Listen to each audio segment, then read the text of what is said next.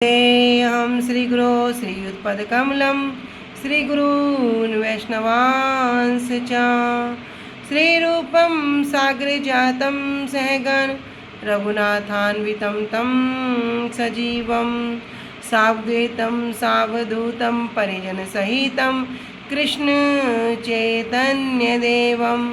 श्रीराधा कृष्णपादान् सहगण ललिता श्री विशाखान्वितांश्च च गुरुवे गौरचंद्राय राधिकाय तदालय कृष्णाय कृष्णभक्ताय तद्भक्ताय नमो नमः। नमो विष्णुपादाय कृष्णप्रेष्ठाय भूतले श्री श्रीमद्भक्तिवेदांत श्री श्रीधर गोस्वामीति नामिने। नमो ओम गुरुदेवाय धीमते सौम्यमूर्तये श्री श्रीमद्भक्ति सिरूप सिद्धांति प्रभवे श्री महात्मने। नमो विष्णुपादाय श्री राधिकाय प्रियात्मने श्री श्रीमद्भक्तिवेदांत श्री नारायण गोस्वामीति नामिने। वाञ्छाकल्पतरुभ्यश्च कृपा सिन्धुभ्येव च पतितानां पावनेभ्यो वैष्णवेभ्यो नमो नमः। पंचतत्त्वात्मकृष्णं भक्तरूपं स्वरूपकं भक्तावतारं भक्ताख्यं नमामि भक्तशक्तिकं। श्रीकृष्ण चैतन्य प्रभु नित्यानंदा श्री अद्वैत गदाधर श्रीवासादि गौर भक्त वृंदा। हरे कृष्णा कृष्ण कृष्ण हरे हरे हरे राम राम राम हरे हरे। स्वप्रथम परम आराध्यतम श्री गुरुपाद पद्म जयम विष्णुपाद अष्टोत्तर श्री श्रीमद् भक्ति वेदांत श्री श्रीधर गोस्वामी महाराज जी के श्री अभय चरण सरोज में अनंत कोटि दंडवत प्रणाम ज्ञापित करती हूँ। तदुपरांत परम गुरुदेव जनित्य लाभ प्रविष्ट ओम विष्णुपाद अष्टोत्तरशत श्री श्रीमद् भक्ति श्री रूप सिद्धांति गोस्वामी महाराज जी एवं जनित्य लाभ प्रविष्ट ओम विष्णुपाद अष्टोत्तरशत श्री श्रीमद् भक्ति वेदांत श्री नारायण गोस्वामी महाराज जी के श्री अभय चरण सरोज में श्रद्धा पुष्पांजलि अर्पण करते हुए उनसे अहेतु कृपा की वांछा करती हूँ। उपस्थित वैष्णवजन भक्तवृंद सभी को यथा योग्य है दंडवत प्रणाम स्वीकार हो। सभी को हरे कृष्णा दंडवत प्रणाम।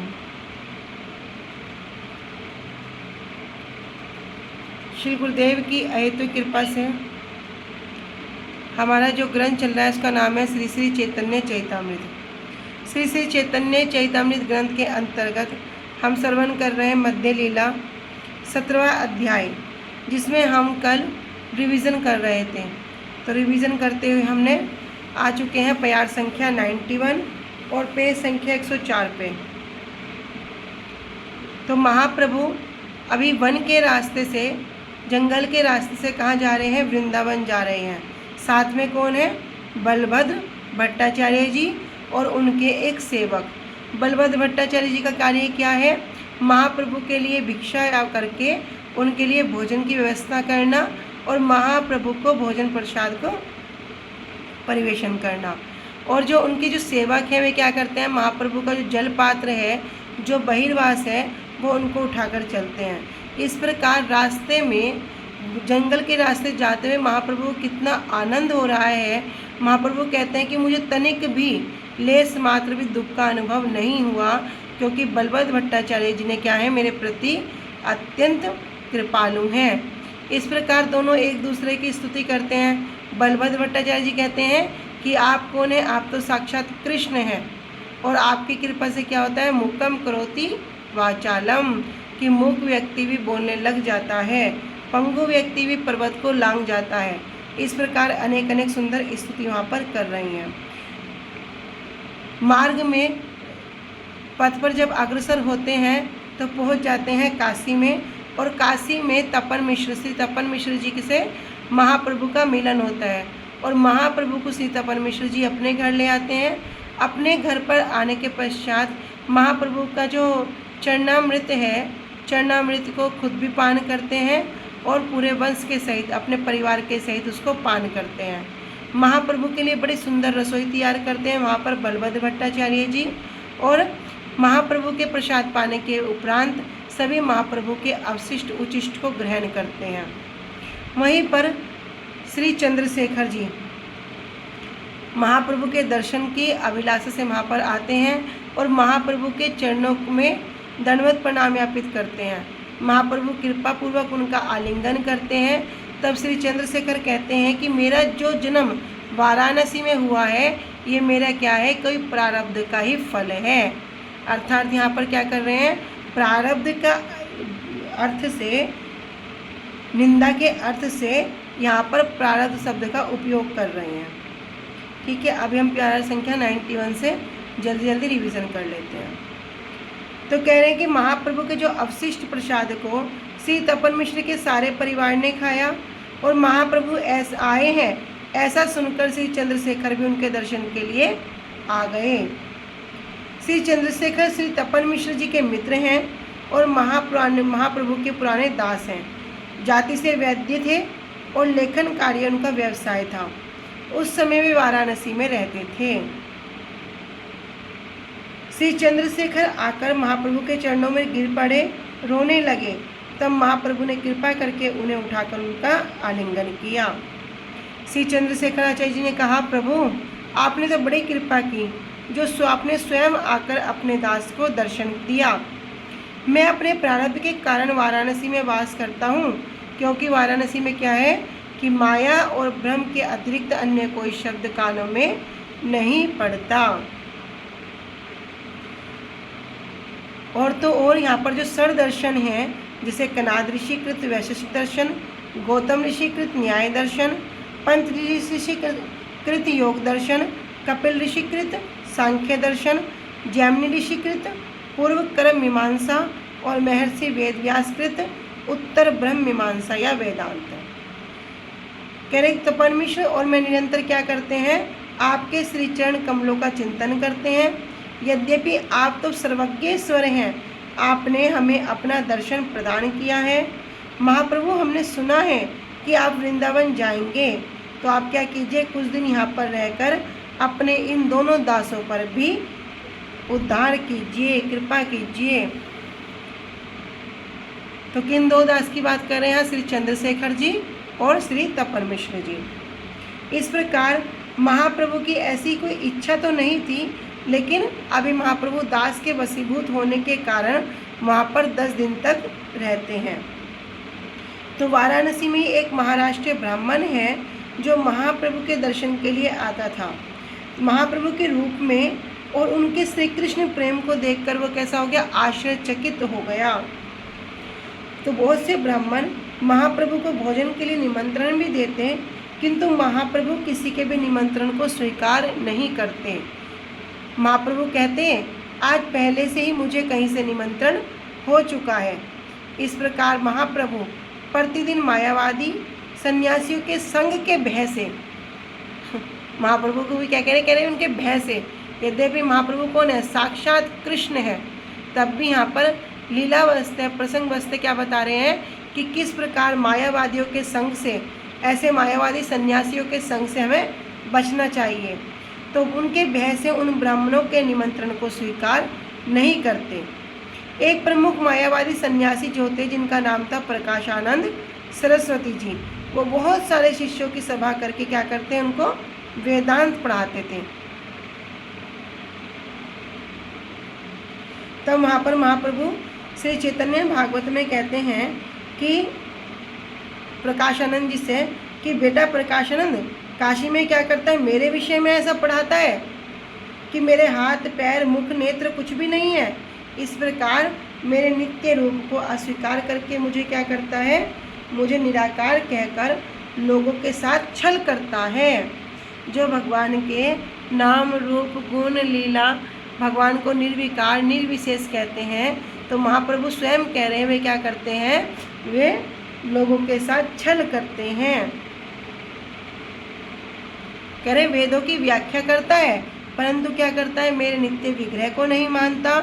और इस प्रकार जब मेरे नित्य विग्रह को नहीं मानता, तो मानो मेरे अंग को क्या कर दिया, खंड खंड करके मुझे निराकार कहता है।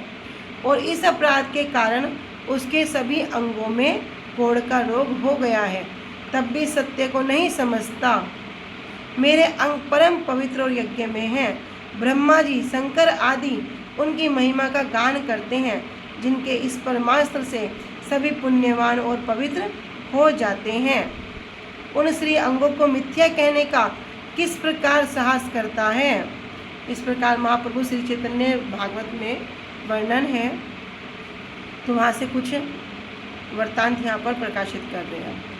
आगे कहते हैं, ब्राह्मण महाप्रभु के अद्भुत व्यवहार को देखकर आया और प्रकाशानंद जी के सामने महाप्रभु की महिमा को कहने लगा। अभी प्रकाशानंद जी के सामने महाप्रभु की महिमा को वर्णन कर रहा है कि एक सन्यासी जगन्नाथपुरी से आए हैं, मैं उनकी महिमा और प्रताप का वर्णन नहीं कर सकता। उनकी बातें सभी बड़ी अद्भुत हैं। उनका दिव्य शरीर प्रकांड है, शुद्ध स्वर्ण के जैसा उनका वर्ण है और उनकी जो भुजाएं हैं घुटनों तक लंबी हैं। आजानुलंबित भुजो कनकावदातो, और उनके नयन कमल के समान हैं। उनमें ईश्वर के समस्त सदलक्षण हैं। तब वो कहता है कि उन्हें देखकर ऐसा लगता है मानो वे स्वयं ही नारायण हैं, और जो कोई भी उनका दर्शन करता है वह श्री कृष्ण संकीर्तन करने लगता है। भागवत में मैंने महाभागवत के जिन लक्षणों के विषय में सुना है, उन सब लक्षणों को मैं उनमें प्रकाशित देखता हूँ। अभी ये ब्राह्मण प्रकाशानंद सरस्वती जी के समक्ष ये सब बातें वर्णन कर रहा है। ब्राह्मण भी कोई साधारण नहीं है, ग्रंथों का अध्ययन किया हुआ है।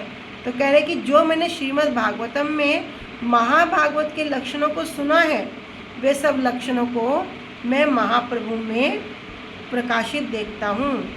उन सन्यासी की जिह्वा निरंतर कृष्ण नाम का गान करती है। दोनों नेत्रों से गंगा की धारा की भांति अश्रु बहते हैं। और सन्यासी वे कभी तो नृत्य करते हैं, कभी हंसते हैं, कभी गान करते हैं, कभी क्रंदन करते हैं और कभी सिंह की गर्जन की भांति हुंकार करते हैं। उनका जगत का मंगल करने वाला श्री कृष्ण चैतन्य नाम है। उनका नाम, रूप, गुण आदि सब कुछ अनुपम है। उनकी अलौकिक कथा केवल सुनने से ही किसी को विश्वास नहीं होगा। कैसे होगा? कह रहे जाओ एक बार क्या करो, देखने पर ही उनमें ईश्वर होने का आपको विश्वास हो जाएगा। कि मैं बोल रहा हूँ कि मेरी बातों में बताने से आपको विश्वास हो या ना हो, किंतु एक बार जाके अगर दर्शन कर लोगे तो निश्चित रूप से आपको विश्वास हो जाएगा। लेकिन प्रकाशानंद जी तो क्या करते हैं, उस ब्राह्मण की बातों को सुनकर हंसने लगते हैं, उपहास करते हैं और कहते हैं कि मैंने उसके विषय में सुना है, वो कोई गौड़ देश का सन्यासी है, भावुक है। सुना है कि वो केशव भारती का शिष्य है, परंतु वो बड़ा ढोंगी है। प्रकाशानंद कह रहे वो तो ढोंगी है। अरे उसका नाम चैतन्य है। वह भावुक व्यक्ति को अपने साथ लेकर देश देश के और गांव-गांव में सबको नचाता है और घूमता रहता है। जो भी उसे देखता है वही उसे ईश्वर कहता है। उसकी ऐसी मोहन विद्या, सबको मोहित करने की जो विद्या है, जो भी उसे देखता है वो मोहित हो जाता है। मैंने सुना है कि जो बड़े विद्वान पंडित थे श्री सार्वभौम भट्टाचार्य जी, वो भी चैतन्य के संग से पागल हो गए। वो तो नाम मात्र का सन्यासी है, अरे वास्तव में तो वो महा इंद्रजाली है, जादूगर है। और काशीपुरी में उसकी भावुकता नहीं बिकेगी, नहीं चलेगी। तुम वेदांत को श्रवण करो और उसके पास मत जाना। ऐसे लोगों का संग करने से ये लोक और परलोक दोनों ही तुम्हारे नष्ट हो जाएंगे।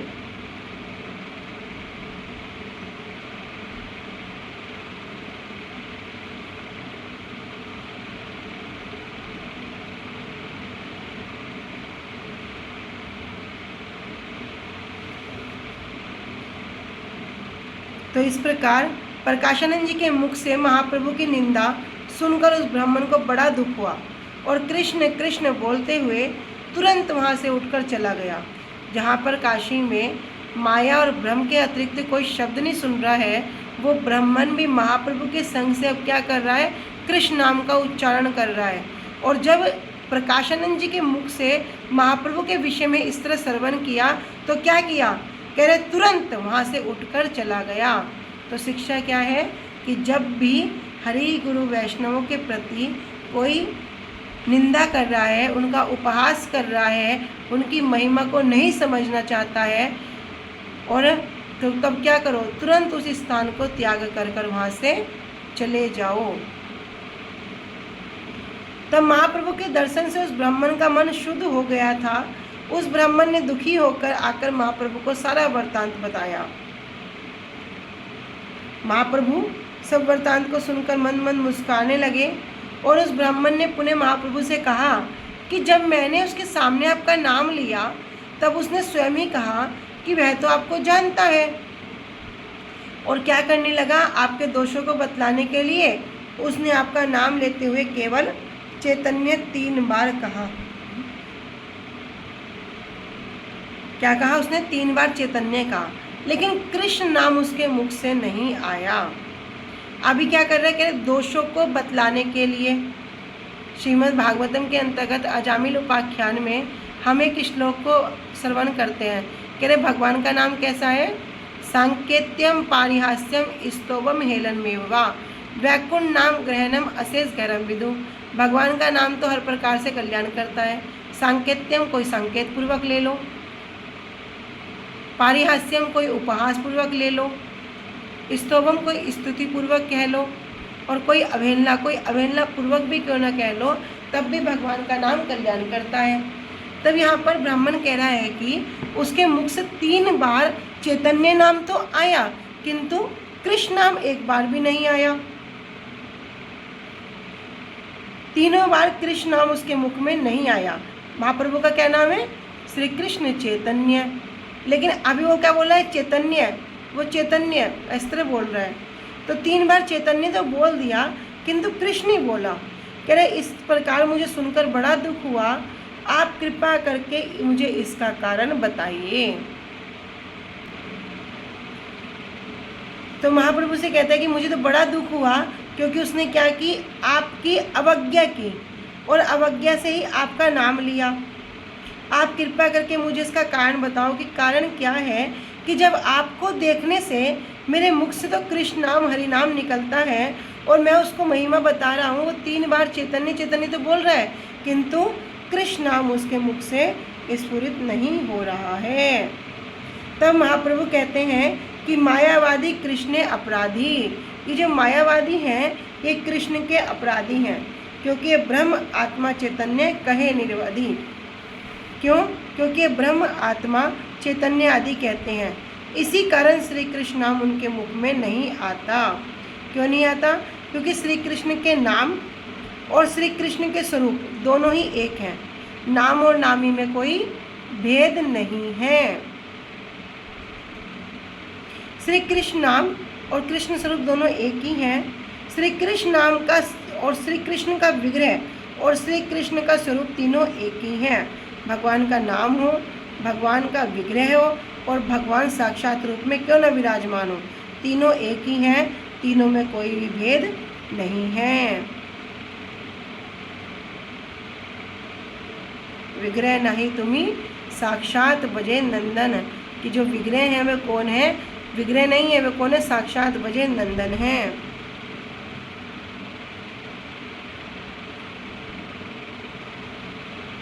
तब महाप्रभु कहते हैं कि मायावादी क्या करते हैं? जीव तत्व को अपराकृत नहीं मानकर माया से ढके ब्रह्मखंड को जीव कहकर स्थिर करते हैं। जीव क्या है? जीव भगवान का अंश है, भगवान का दास है, और एक अभी का दास नहीं है।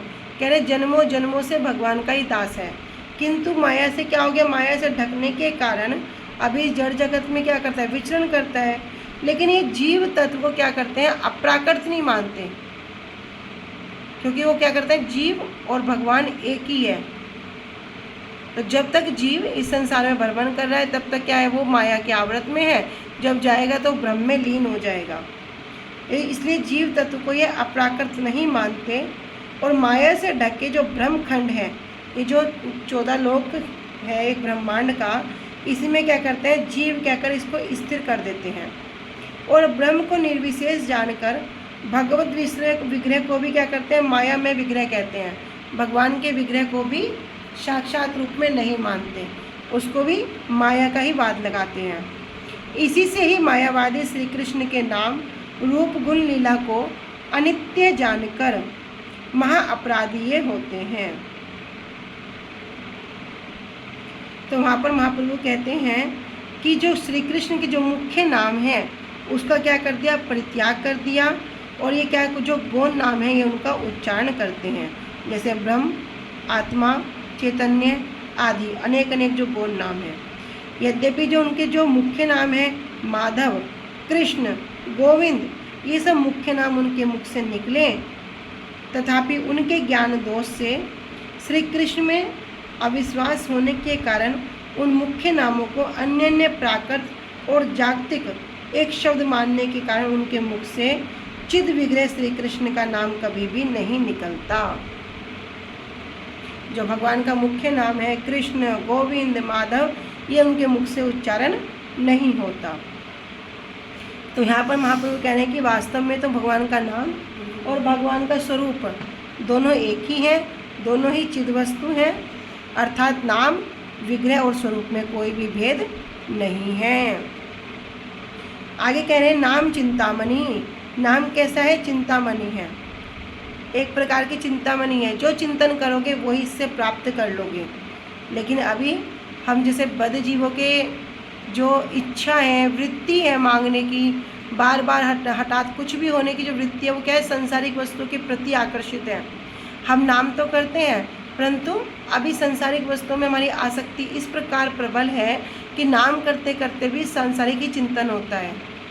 तो यद्यपि श्री कृष्ण नाम क्या करने वाला है, दुर्लभ से दुर्लभ वस्तु को अनायास ही प्रदान करने वाला है। संसारिक वस्तुओं को मांगना नहीं पड़ेगा, संसारिक वस्तुओं के लिए अलग से प्रार्थना नहीं करनी पड़ेगी। कहते हैं कि जो भगवान का नाम उच्चारण करता है, जो कृष्ण नाम को नित्य जाप करता है, जो एकादशी व्रत को करता है, जो कृष्ण के प्रति श्रद्धा विश्वास रखता है, उसकी जितनी भी कामनाएं वो कहते हैं अनायास ही भगवान पूरी कर देते हैं। उसके लिए कोई इच्छा नहीं करनी पड़ती, बस इच्छा क्या करो कि मुझे किस प्रकार मैं भजन में अग्रसर हूँ, किस प्रकार मैं अपने गुरुवर्गों की किस प्रकार इस जड़ शरीर से, तुच्छ शरीर से, घटिया शरीर से सेवा कर सकूँ।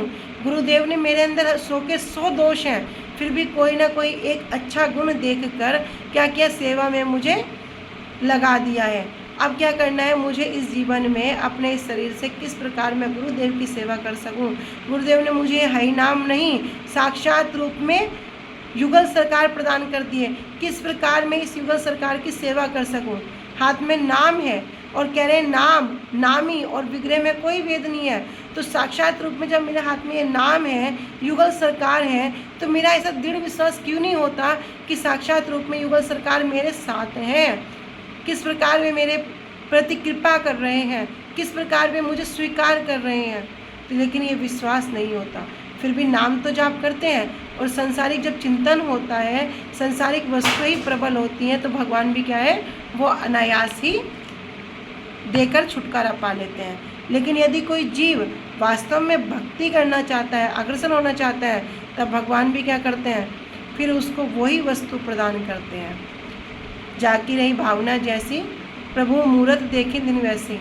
जिसकी जैसी भावना है वो भगवान को उसी प्रकार दर्शन करता है। ऐसे ही जिसकी जैसी भावना होगी भगवान भी उसको उसी प्रकार फल देकर क्या करेंगे, अपने आप को वहाँ से हटा लेंगे। लेकिन अगर कोई बोले भैया मुझे तो सबसे दुर्लभ वस्तु ही चाहिए, मुझे कृष्ण प्रेम ही चाहिए, तो भगवान भी कहते ना कि भगवान भी सिर खुजाने लगते हैं। गिरिराज जी से कोई परिक्रमा करो और संसारिक वस्तुएं मांगो, गिरिराज जी बड़े प्रसन्न होकर देते हैं। कह रहे सर्व अभिष्ट प्रदाता, सब कुछ प्रदान करने वाले गिरिराज जी सब कुछ प्रसन्न होकर दे देंगे। लेकिन अगर गिरिराज जी से कोई मांगे कि मुझे कृष्ण प्रेम मिल जाए, मुझे कृष्ण भक्ति मिल जाए, तब गिरिराज जी भी सिर खुजाने लगते हैं, भैया क्या मांग लिया, अब ये मेरा दास नहीं, मुझे इसका दास होना पड़ेगा। फिर गिरिराज जी उसके पीछे पीछे चलते हैं। लेकिन संसारिक भावनाएं क्या है, बड़ी प्रबल है, बड़ा वेग है इनका। तो भगवान का नाम क्या है, चिंतामणि, विशेष चिंतामणि है। भैया तो छोटी वस्तु क्यों मांगनी, जब चिंतामणि हाथ लग गई तो दुर्लभ से दुर्लभ वस्तु प्राप्त करो ना, जिसे पाने के बाद कुछ भी शेष पाना न रह जाए, कुछ भी पाना शेष न रह जाए। बस जिसको पाके लगे कि अगर हमने इस वस्तु को पा लिया, किसी ने 2000 का नोट पा लिया तो उसे पता है 1 रुपया भी इसमें है, 50 रुपया भी इसमें है, 100 रुपया भी इसमें है, 1000 रुपया भी इसमें है, एक नोट में। ऐसे ऐसी दुर्लभ वस्तु को प्राप्त कर लो जिसे पाने के बाद कुछ भी पाना शेष न रह जाए। तो जब नाम चिंतामणि कृष्ण चैतन्य रस विग्रह पूर्ण शुद्धो नित्य मुक्तो अभिन्न तत्व नाम लाभिनी। तो भगवान का नाम क्या है? भगवान का नाम तो चिंतामणि है। भैया जो चिंता करोगे वो मिलेगा। तो चिंता क्या करो भैया? दुर्लभ वस्तु की चिंता करो। अधिकार नहीं है तो अधिकार करने की चिंता करो। किस प्रकार मैं नाम जाप करता करता उस अधिकार को प्राप्त करूं, किस प्रकार मैं अपने गुरुवर्गों की सेवा को प्राप्त करूं, किस प्रकार मैं वैष्णवों की सेवा में तत्पर हूं, किस प्रकार मेरा ये दुष्ट मन जो चंचल मन है, ये जो स्थिर नहीं रह पाता, किस प्रकार इसको इस संसार से खींचकर महाप्रभु की सेवा में, कृष्ण की सेवा में, गुरुवर्गों की सेवा में इसको झोंक दूं। यद्यपि गीता में कृष्ण क्या कहते हैं? अर्जुन कहते हैं कृष्ण से कि चंचल ही मन कृष्णा प्रमादी बलवद्रम, कि मेरा मन तो कृष्ण को बोलते हैं मेरा मन तो बड़ा चंचल है, मैं वायु को वश में कर सकता हूँ किंतु इस मन को वश में करना मेरे बस की बात नहीं है। तब कृष्ण कहते हैं क्यों नहीं होगा? होएगा। कैसे होएगा? अभ्यासेन वैराग्यन कुंतिया। हे कुंती पुत्र, अभ्यास और वैराग्य के द्वारा इस मन को क्या कर सकते हो? वश में कर सकते हो। तो नाम चिंतामणि ऐसी दुर्लभ वस्तु गुरुदेव ने साक्षात युगल सरकार दे दी है। गुरुदेव बार बार कहते हैं खुद भूखे रह जाना, माला को भूखा मत रखना। क्यों कह रहे हैं? क्योंकि ये साक्षात कोई काष्ठ नहीं है, कोई साक्षात रूप में मोती नहीं है, साक्षात रूप में युगल सरकार है। गुरुजी कहते हैं जिस दिन तुमने माला नहीं किया उस दिन तुमने ठाकुर का कपड़ा नहीं बदला, उस दिन तुमने ठाकुर को भोजन नहीं दिया, उस दिन तुमने क्या किया? कुछ भी नहीं किया, कोई सेवा नहीं की। ठाकुर उस दिन भूखे बैठे हैं। तो इसलिए विशेष रूप से अपने हरि नाम के प्रति हमें अग्रसर होना पड़ेगा। कह रहे इसलिए स्वयं प्रकाशित होने के कारण श्री कृष्ण का नाम, श्री कृष्ण का देह और श्री कृष्ण की लीला प्राकृत जड़ इंद्रियों के द्वारा नहीं समझ सकते। तो बार बार हम इस बात को श्रवण करते हैं, प्राकृत वस्तु ना है अप्राकृत गोचर, कि कभी भी प्राकृत वस्तु से, जड़ वस्तु से अप्राकृत वस्तु का दर्शन नहीं किया जा सकता। श्री कृष्ण का नाम, श्री कृष्ण का गुण और श्री कृष्ण की लीलाएं सब श्री कृष्ण के स्वरूप के समान ही चिदानंद में हैं। एक बात को 10 बार सुन लो, एक बार सुन लो, बात एक ही रहेगी। नाम, नामी और विग्रह तीनों में कोई भेद नहीं है। तब महाप्रभु आगे कहते हैं कि श्री कृष्ण के जो नाम है, रूप है, गुण है, लीला है, कभी भी प्राकृत नेत्रों से, प्राकृत कानों के द्वारा ग्रहण नहीं की जा सकती। इसलिए हम सब क्या करते हैं? अभी तो सब प्राकृत हैं, अभी तो हमारे चक्षु ऐसे नहीं हुए कि दिव्य हो गए कि साक्षात रूप में विग्रह को नहीं, वहाँ पर ठाकुर का दर्शन करते हैं। हम साक्षात रूप में गिरिराज जी का नहीं, उनके स्वरूप का दर्शन करते हैं। अभी तो हमारे जो नेत्र हैं, कर्ण है, इस प्रकार नहीं हुए। तब क्या करेंगे? अभी चेष्टापूर्वक उसको श्रवण करेंगे। तो चेष्टापूर्वक, एक बार चेष्टापूर्वक श्रवण करेंगे तो दोबारा इन कानों को उसका लोभ हो जाएगा। और जिस दिन इन कानों को सुनने का लोभ हो जाएगा, आँखों को महाप्रभु के, कृष्ण के, गुरुवर्गों के दर्शन करने का लोभ हो जाएगा, हाथों को उनकी सेवा करने का लोभ हो जाएगा, पैरों को धाम की परिक्रमा करने का लोभ हो जाएगा, इस प्रकार माथे को कृष्ण सेवा में, गुरुवर्गों के चरणों में देने का जब लोभ हो जाएगा, तब क्या होगा? वास्तव में ये जो हमारी जड़ इंद्रियां हैं, फिर ये क्या होंगी? प्राकृत से धीरे धीरे अप्राकृत रूप में परिवर्तित होंगी। फिर वे क्या करेंगे? अपने स्वरूप को उनके सामने प्रकाशित कर देंगे। स्वयं भगवान भी अपने स्वरूप को, अपने शरीर को, अपने देह को, अपने वास्तव स्वरूप को उनके सामने प्रकाशित कर देंगे। तो क्या करना हो? अभी तो चेष्टापूर्वक, बलपूर्वक, खींच के, बार बार मन बड़ा दुष्ट है ना, फिर इधर उधर लेके जाएगा। 2 मिनट हरि नाम करने बैठो, सोचो आज आसन पे बैठकर बड़े अच्छे से हरि नाम करूँगा या करूँगी, ऐसा विचार करके आसन पर बैठो, माला हाथ में ले लो, कमरा बंद कर दिया और सब सोचा मैं एकांत में हरि नाम करूँगी। अब एकांत में हरि नाम करने तो बैठे, किंतु अभी क्या है? प्राकृत है, जड़ वस्तु में आसक्ति है। क्या अगर हरि नाम करने बैठे 2-4 मोती करे, 8-10 नाम किया। 8-10 नाम करने के पश्चात ही दिमाग में आ गया, अरे मुझे तो उसको फ़ोन करना था, उसका फ़ोन आया हुआ था, मुझे ये कार्य करना था, मुझे तो वहाँ भी जाना था, अरे 3 दिन पहले ऐसा काम हुआ था, उसके बारे में तो मैंने पूछा ही नहीं, वहाँ पे किसी की कोई दुर्घटना हो गई, देखो मुझे इतना भी समय नहीं मिला, मैं पूछ सकती। बस अभी कहाँ बैठे, एकांत में हरिनाम करने के लिए बैठे हैं, तब भी अभी मन की कैसी स्थिति, नहीं मन को धमकाओ। कहते ना, इस गुरुजी बताते हैं मन को सुबह सुबह उठ के 100 जूते लगाओ। वो कहते ना, गुरु गोष्ठे गोष्ठलायसु, मन शिक्षा में कहते हैं मन मैं तुझे 4 जगह से हटाता हूँ और तुझे 8 वस्तुएं प्रदान करता हूँ, बस तू इन 4 जगह से हट जा और तू इन 8 जगहों में स्थिर हो जा। कह रहे हटा के कहीं लगाना भी तो पड़ेगा, इस तरह वहाँ पे कह रहे गुरु गोष्ठे गोष्ठलायसु। तो उसमें बहुत सुंदर वो श्लोक है, मन शिक्षा का पहला ही जो श्लोक है। तो मन को क्या करो, उससे मैं खींचो नहीं, मैं यहाँ क्यों बैठा हूँ, भगवान का नाम करने के लिए, मैं कृष्ण की सेवा के लिए, गुरु वर्गों की सेवा के लिए यहाँ बैठा हूँ। फिर स्थिर करो, फिर खींचो मन को, फिर हरिनाम करो। जितना शुद्ध, जितना अच्छा हरिनाम हमारा हो जाएगा, उतना ही भजन में अग्रसर हो जाएंगे। किंतु अभी वो ही नहीं होता, मुझसे तो नहीं होता। आप सबका हो अच्छी बात है, मुझसे तो बिल्कुल नहीं होता, कितना चेष्टा पूर्वक करो नहीं होता। ऐसा लगता है बस जल्दी जल्दी माला का संख्या पूरा करो और हरिनाम हो जाए। इस प्रकार कह रहे नाम नामी और स्वरूप में कोई भेद नहीं है, किंतु प्राकृत चक्षु से, प्राकृत इंद्रियों से इसको ग्रहण नहीं किया जा सकता। तो दिव्यता लाने के लिए क्या करना पड़ेगा, पूरा बलपूर्वक अपने पे शासन करना पड़ेगा, जिह्वा को शासन करना पड़ेगा। जिह्वा को बड़ी सुंदर सुंदर वस्तुएं प्रदान करते ना, आज रसगुल्ला खाएंगे, आज चाप खाएंगे, आज रबड़ी मलाई खाएंगे। एकादशी के दिन ऐसी सी बात कर रही हूँ तो किसी के मुंह में पानी मत लाना क्योंकि जिह्वा को लोभ पता है ना, जिह्वा को इस चीज़ का लोभ है। लेकिन क्या होगा, जिह्वा को बड़ा सुंदर सुंदर भोजन देंगे, लेकिन हमारे जो गुरु वर्ग हैं उन्होंने करके दिखाया है कि जब उनके आगे बड़ी सुंदर प्रसाद की थाली दे दी तो क्या किया, खीर दाल सब्जी सबको मिक्स कर दिया।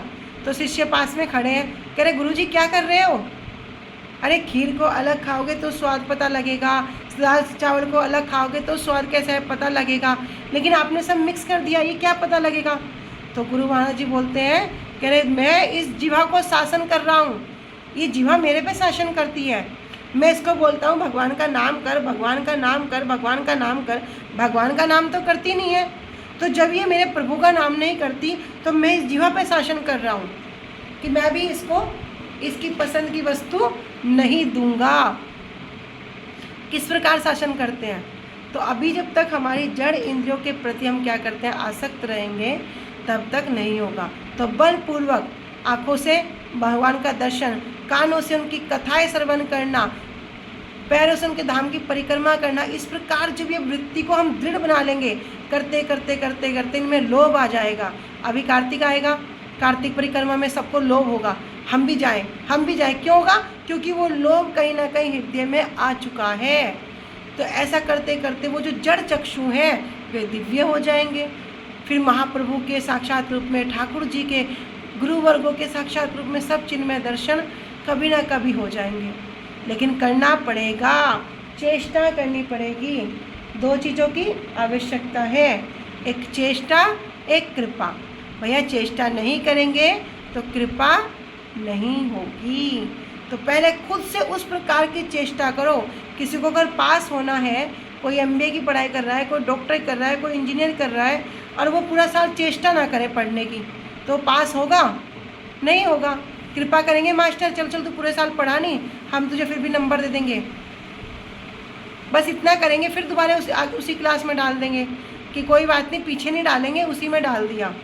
भैया दोबारा मेहनत कर ले, पास हो जाओ, क्योंकि सब कुछ दे दिया, सिलेबस दे दिया, टीचर्स दे दिए पढ़ाने के लिए, फैसिलिटीज़ दे दी बैठने के लिए, पीने को ठंडा पानी दे दिया, AC की व्यवस्था कर दी, सब कुछ दे दिया, फिर भी तुम नहीं पढ़ रहे हो तो किसकी गलती है, मास्टर की गलती थोड़ी ना है।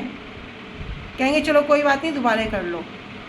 ऐसे ही हमें सब कुछ अनुकूल मिल रहा है, फिर भी हम नहीं करते हैं, तो हम क्या हैं, श्रीमद् भागवतम कहती है आत्मघाती हैं। इसलिए श्री कृष्ण का नाम आदि से श्री कृष्ण के अभिन्न होने का कारण श्री कृष्ण का नाम रूप गुण लीला परिकर वैशिष्ट्य प्राकृत भोग पर नेत्र कर्ण नासिका जिह्वा त्वचा आदि जो हमारी सभी इंद्रियां हैं, कह रहे इनके ग्राह्य रूप ग्रहण करने के जो रूप है, रूप शब्द गंध रस स्पर्श विषयों के समान कभी भी ग्रहण नहीं किए जा सकते।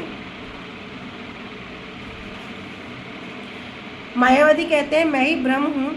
ऐसी बुद्धि जिन लोगों की उदित हो जाती है उनमें माया चिंता दूर होकर चित स्वरूप ब्रह्म में अवस्थित रूप में थोड़ा सा सुख उदय होता है। उन्हें क्या हो गया, मैं ब्रह्म हूँ, तो ब्रह्म के रूप में क्या होगा, थोड़ा सा सुख मिल जाएगा। किंतु अभी किसी को थोड़ा सा सुख चाहिए या किसी को पूरा विशाल सुख चाहिए। अभी कहा ना, जिसको पाने के बाद कुछ पाना शेष न रह जाए। किसी को इस प्रकार का सुख चाहिए या किसी को छींटा कूटा मात्र चाहिए। तो भैया सब सोचेंगे जब हमें भंडार मिल रहा है तब हम क्यों चिल्लर में फंसे, क्यों हम 1-2 रुपए के नोट चुगे। फिर तो हम भंडार में जाएंगे ना, जहाँ सोना चांदी हीरे जवाहरात अनमोल रत्न भरे पड़े हैं, कहीं से कितना भी लो, कोई मना नहीं है। उसी प्रकार कह रहे हैं, किंतु जो लोग श्री कृष्ण का नाम, उनके रूप, उनके गुण, उनकी लीला सभी जो चिन्ह में है, उनका रस विलास उनके हृदय में उदित करा पाते हैं, तो वो उस आनंद, जो आनंद क्या है, जिसको पाने के बाद कुछ पाना शेष न है, जो चरम अवस्था है, वो कहाँ से आएगी, इन कृष्ण नाम से। वे ब्रह्मानंद से अनंत गुना श्रेष्ठ पूर्ण आनंद लीला रस का भोग करते हैं। यद्यपि भक्त के पास देखने में क्या होगा, कुछ नहीं होगा, वही 2 जोड़ी कपड़ा और कुछ उनके पास नहीं होगा। किंतु ये जो हरि नाम है, ये जिस भक्त के पास है, जो इसको वास्तव में दृढ़तापूर्वक जाप करता है, जो अपने भजन के प्रति जो सचेत है, जो जागरूक है, वही क्या है, उस पर कितनी विपत्ति आ जाओ, उसकी कितनी संसार में कितनी खराब स्थिति हो जाओ, वो क्या है, वो सुखी है। वास्तव में वही सुखी है। तुलसीदास जी कहते हैं ना कि कछुए की पीठ पे बाल उग जाए असंभव है, मैं मान लूँगा। कोई बोले बांझ के पुत्र हो गया, असंभव है, तब भी मान लूँगा। कोई बोले आकाश में फूल खिल गया, कह रहे असंभव है, तब भी मान लूँगा। कोई बोले रेत को पीस के तेल निकल गया, असंभव है, तब भी मान लूँगा। कोई बोले खरगोश के सींग उग गए, कह रहे असंभव है, तब भी मान लूँगा। इस प्रकार 7 बातों को वहाँ वर्णन करते हैं। कह रहे कोई बोले मैं राम के नाम के बिना, प्रभु के नाम के बिना मैं सुखी हूँ, कह रहे मैं नहीं मान सकता, मैं नहीं मान सकता। तो जो वास्तव में जो पूर्ण आनंद है, जिस आनंद को हम ढूंढने में लगे हुए हैं, बचपन गया, जवानी गई, बुढ़ापा आ गया, लेकिन अब तक वो सुख नहीं मिला, अब तक वो शांति नहीं मिली। कहाँ मिलेगी, संसार में सुख है ही नहीं। संसार क्या है, संसार दुख आल्य है, संसार असार है, संसार नश्वर है। संसार को क्या बता रहे, दावानल। श्री विश्वनाथ चक्रवर्ती पाद जी कह रहे दावानल है, कारागार है। कितनी कितनी इसकी संसार की उपाधि दे दी, फिर भी हम इसी संसार में सुख ढूंढने में लगे हैं। बस सुख कैसे आए और दुख कैसे जाए, और सुख आता नहीं और दुख जाता नहीं। इस प्रकार संसार में ही लगे हुए हैं, दुख सुख ढूंढने में लगे हैं।